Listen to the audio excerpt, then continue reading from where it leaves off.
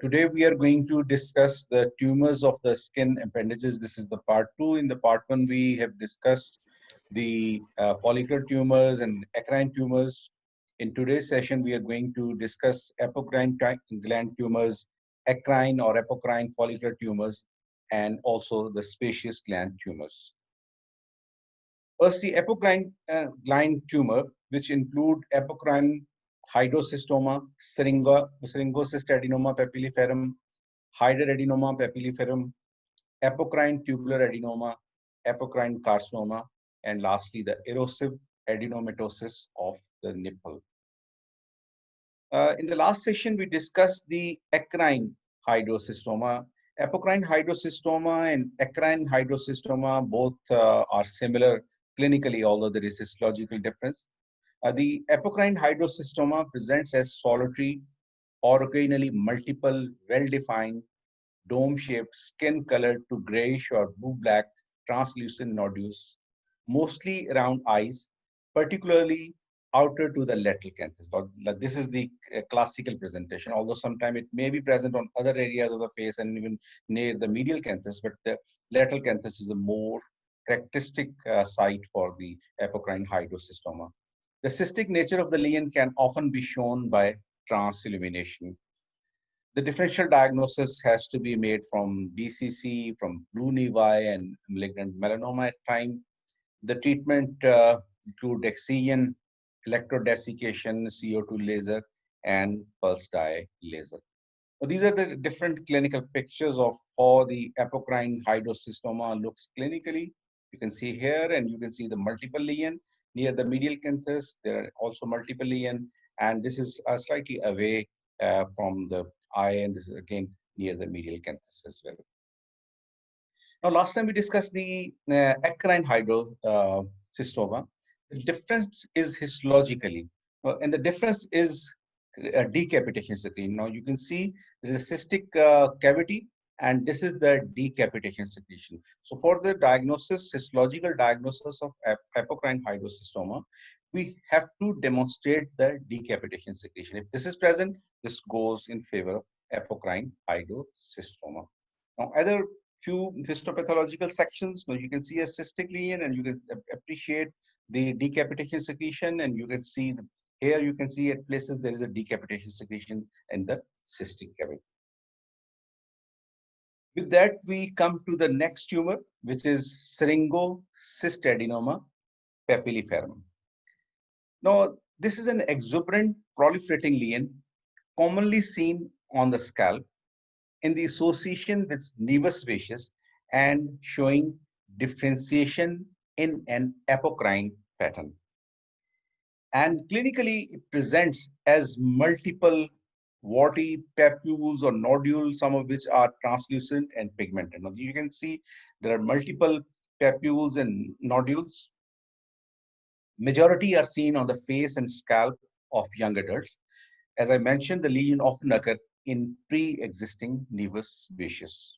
This is the case of syringocyst adenoma papilliferum occurring and taking place over the nevus sebaceous. But you should appreciate the color. Even on this picture, you can appreciate the color. The color of the nevus sebaceous is yellowish, but the color of syringocyst adenoma papilliferum is pinker as compared to this one. Differential diagnosis, of course, has to be made from sebaceous nevus, and as I mentioned, the syringocyst adenoma papilliferum tends to be pinker and more nodular. Malignant transformation to BCC, SCC, or apocrine carcinoma can take place. The management is surgical excision.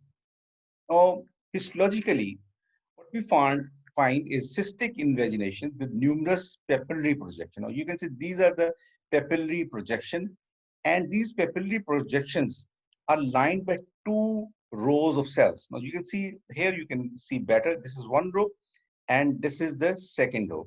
The luminal row, which is this one, consists of columnar cells with evidence of active decapitation secretion. You can see this is the decapitation secretion. So inner row is little columnar, and the outer row, which is little flattened cuboidal cells, and this is this. So there are double layer, and actually there is a cystic invagination with numerous papillary projection, and which have double layer of the cells. With that, we come to hyderadenoma papilliferum. It's rare, yet the most frequent benign adnexal vulvar tumor, and it presents as lump in the vulvar or perianal area. So this is the classical presentation of hyderadenoma papilliferum.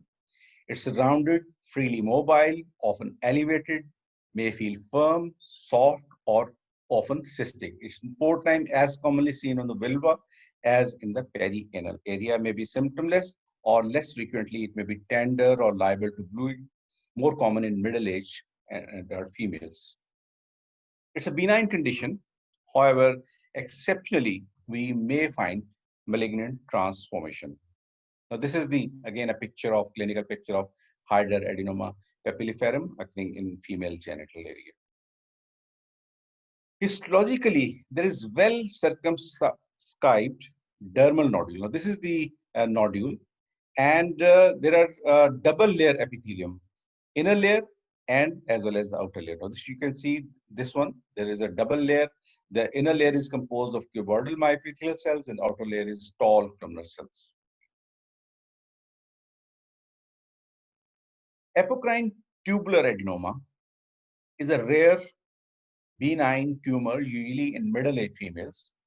Clinically, it presents as large, slowly expanding lesion on the scalp, often arises in association with nevus vicious. Histologically, we see clusters of tubular structures in the dermis. Now, you can see these are the clusters of the tubular structures. Another picture as well. Again, a little more magnification, you can see tubular structures, and you may also see decapitation secretion in some of the areas. With that, we come to apocrine carcinoma. Apocrine carcinoma is a rare malignant adnexal carcinoma showing clear evidence of apocrine differentiation, and it presents as nodule, usually measuring more than 1 centimeter in diameter. In this case, it's not very large, but usually it's more than 1 centimeter in diameter, and it's mainly occur over the head and neck area, although other areas like anogenital skin and axillary area may be involved. And once it involves the axillary area, the differential diagnosis has to be made from apocrine breast carcinoma with relevant investigations. Histologically, there are prominent glands with decapitation secretion. Now you can see there's so many decapitation secretion you can see. And also there is epidermotropism. The cells have the tendency to go into the epidermis. Metastatic spread to regional lymph nodes and internal organs occur in between 20 to 30% of the patients. Management include the wide excision. Tamoxifen has also been used in certain cases of apocrine carcinoma. With that, we come to a very rare condition, which is erosive adenomatosis of the nipple, an uncommon benign tumor arising from the lactiferous ducts of the nipple. It presents as palpable mass or swelling on the surface of the nipple. You can see this one. You can see the swellings over the nipple. This one also, and this one also. There are certain other clinical features like erosions, discharge or serous or bloody fluid, itching or tenderness may also be present. So the differential diagnosis includes varying conditions like tubular and lactating adenomas. It has to be differentiated from nipple eczema, atopic eczema, even Paget's disease of the breast, and even hyperkeratosis of nipple and areola. Histologically, we see proliferating ductal structures. So these are the proliferating ductal structures which we see histologically. The diagnosis has to be confirmed by the skin biopsy. However, certain investigation, including mammography or ultrasound examination, have to be undertaken because the differential diagnosis include Paget disease and even the malignancy as well. So the diagnosis for that we need to do certain investigations. Treatment include complete excision. With that, we come to ECCRINE or apocrine follicular tumors, which include cylindroma, hyderadenoma, spire adenoma, and mixed tumor of the skin. Cylindroma, which is also known as the turban tumor, a skin tumor traditionally regarded as showing sweat gland lineage, usually manifest as nodule or tumors of the scalp, and a characteristic histology jigsaw puzzle. So this is the classical clinical picture, and this is the jigsaw puzzle picture. And this is, I think, is important from the examination point of view because it is the slide is often kept in FCS examination. It presents as multiple smooth, firm, pink to red in color, and often somewhat pedunculated tumor. Solitary lesions present as erythematous nodule, frequently familial. There may be autosomal dominant and sometimes associated with Brooks-Pilgers syndrome or multiple cylindromatosis. These are the picture of cylindromas. You can see this one also, and multiple lesion also. This one and this one. This is the histological picture. As you can see, they're jigsaw puzzle. They're fitting very good into each other. So you can see this one also, and here you can see the jigsaw puzzle appearance of cylindroma histologically. Differential diagnosis has to be made from tricholamellar cyst, which is usually smoother, firmer, and more mobile. And if the lesion is solitary, the differential diagnosis has to be also made from trichoepithelioma, from steatocystoma, or BCC.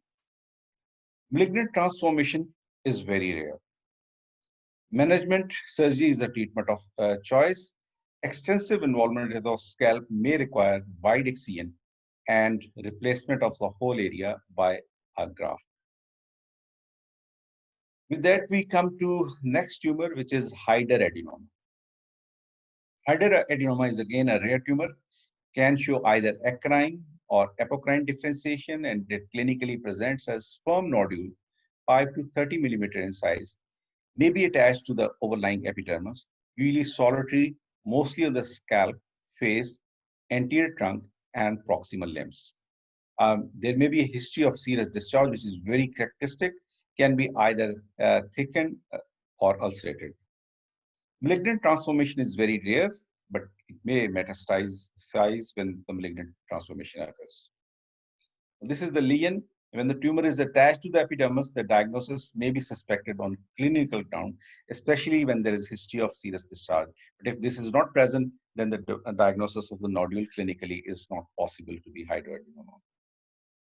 Now, this is the case of hyderadenoma, which has presented as solitary violation nodule, and this is histological picture, well circumscribed nodule with prominent cystic architecture in this solid cystic variant of hyderadenoma. With that, we come to a spiroadenoma, which is one of the painful tumor. It's present as painful nodule with a bluish hue. Solitary and painful, firm, rounded, bluish dermal nodule, mostly over front of the trunk and proximal limbs. Multiple nucleus in linear or zosteriform distribution may be seen. Malignant transformation is very rarely seen in spiroadenoma. And this is the spiroadenoma. You can see the bluish tinge, here also bluish tinge, here also. And this is the zosteriform distribution of spiroadenoma.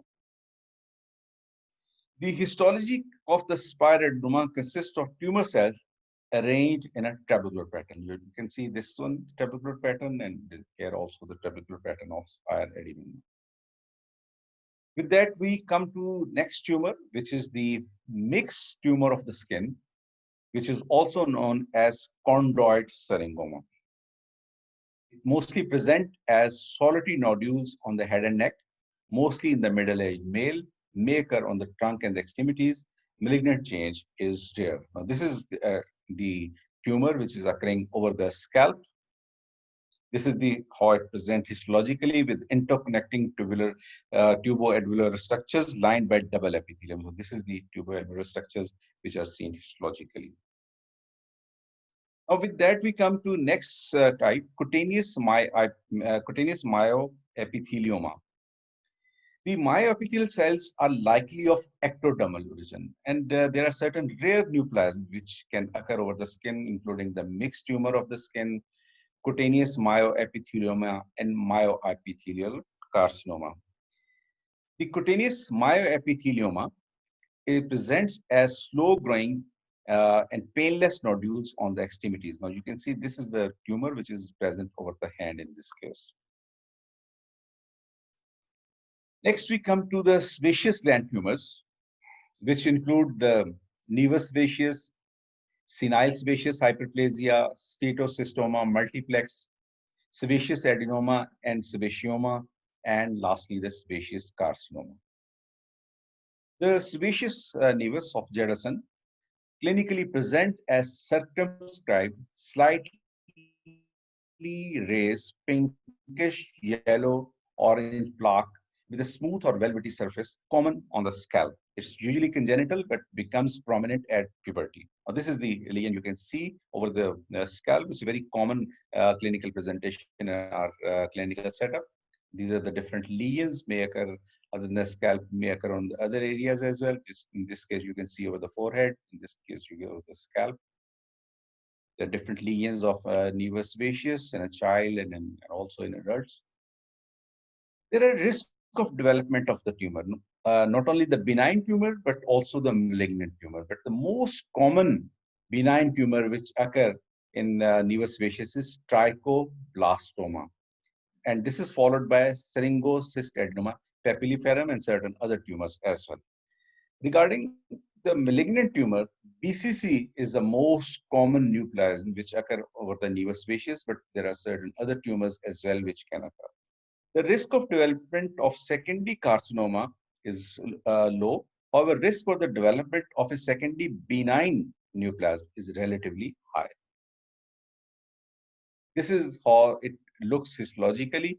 You can see epidermal hyperplasia in this one. There's hyperplasia here. There's hyperplasia here. And under this hyperplasia, you can see the enlarged sebaceous gland. So these are the two features which are present in the histopathology of sebaceous nevus. It has to be differentiated from various conditions like aplasia cutis. In this picture, you can see aplasia cutis presents as smooth surface. Triangular alopecia, the focal patch of hair loss, which may be congenital, but sometimes it may develop in the childhood. And it has also to be differentiated from syringocystadenoma, papilliferum, and certain other conditions, including solitary mastocytoma, so on and so forth. The senile sebaceous hyperplasia is a benign proliferation of the sebaceous gland seen in middle-aged or elderly people, produce numerous yellowish pink papules. Like this one, you can see the small yellowish papules. In this case, you can see multiple small yellowish papules.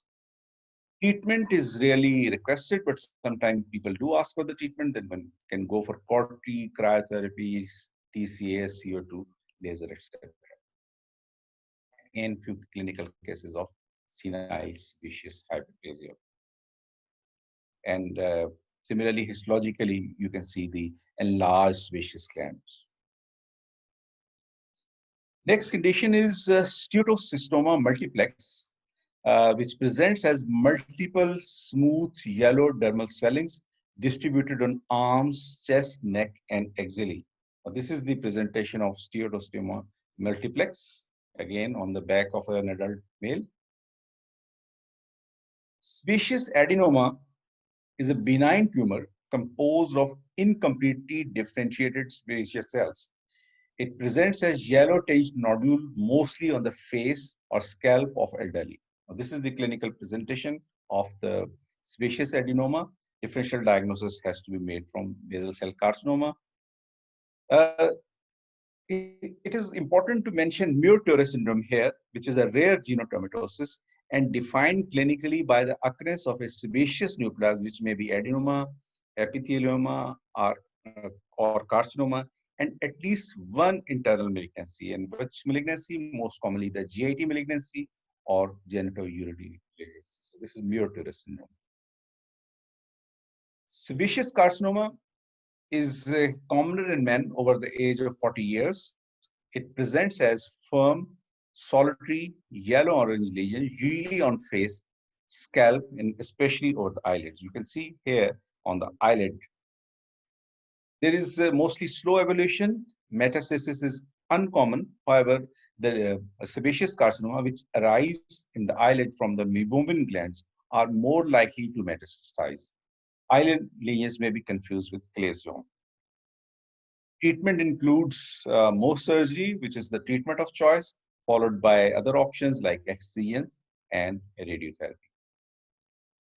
With that, I thank you all. You're welcome for any question.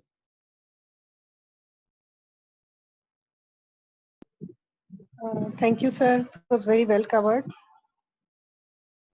Thank Any you. question?